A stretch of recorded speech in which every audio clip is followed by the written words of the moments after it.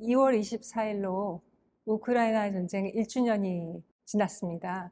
진짜 작년에 그 일이 벌어졌을 때 저를 비롯해 많은 지식인과 또 민주주의를 생각하는 분들이 굉장히 분노했던 기억이 나요.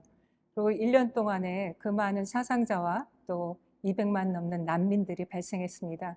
그럼에도 불구하고 나라의 영토 주권을 지키기 위해서 온 국민이 이 전쟁에서 러시아에 대해서 승리하기 위해서 고군분투하는 모습을 굉장히 적극적으로 지지합니다.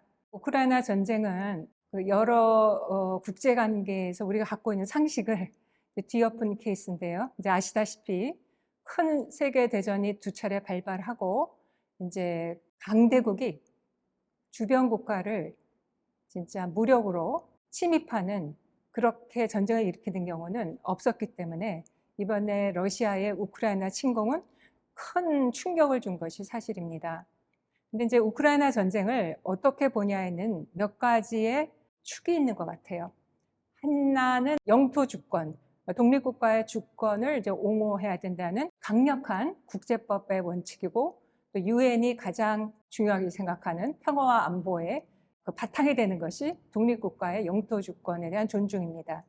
그 차원이 하나 있고, 두 번째는 국가 안보, 내셔널 시큐리티라는 측면이 하나 있습니다. 그리고 세 번째가 이제 민주주의라는 측면이 하나 있습니다. 그런데 그 세 가지의 기둥이 어떤 지역에서는 결합해서 일어나고 또 어떤 나라에서는 그렇지 않습니다.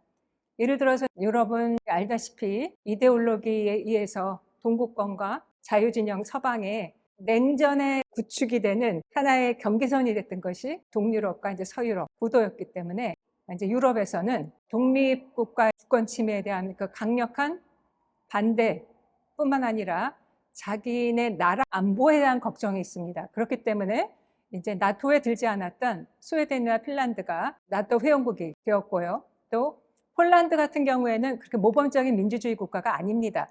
그럼에도 불구하고 폴란드가 지금 대폭적으로 우크라이나에 대해서 우크라이나의 승리를 위해서 지지를 하고 있습니다. 난민도 많이 받고 무기 지원도 하고. 그 이유는 바로 폴란드의 미래 국가 안보가 우크라이나의 전쟁의 미래에 달려있기 때문입니다.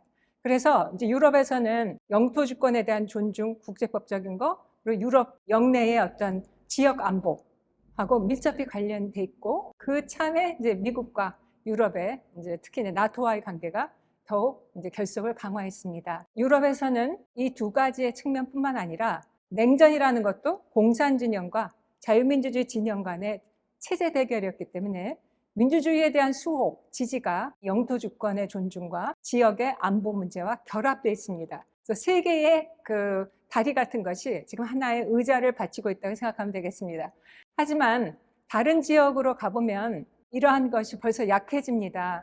예를 들어서 인도 같은 경우에는 러시아와 잘 지내는 것이 그 나라의 안보에 더 기묘합니다. 그렇기 때문에 이런 국가 안보의 이슈가 우크라이나 전쟁에 걸리진 않습니다. 그리고 많은 아시아 국가에서도 이것이 먼 나라 지역의 전쟁이라고 느껴서 자기네 나라 아니면 아시아 지역의 안보에 밀접하게 관련이 있다고 생각하지 않습니다. 민주주의 굉장히 중요하다. 지금의 여러 가지 전쟁 범죄라든지 반인륜적인 러시아의 행동에 대해서 제재를 가야 된다는 생각은 다 갖고 있고, 그렇기 때문에 전쟁이 일어나자마자 유엔 총회에서 그 전쟁을 규탄하는 그런 결의안도 냈었고, 또 러시아를 인권이사에서 축출하는데도 이제 다수가 찬성을 보냈던 것입니다.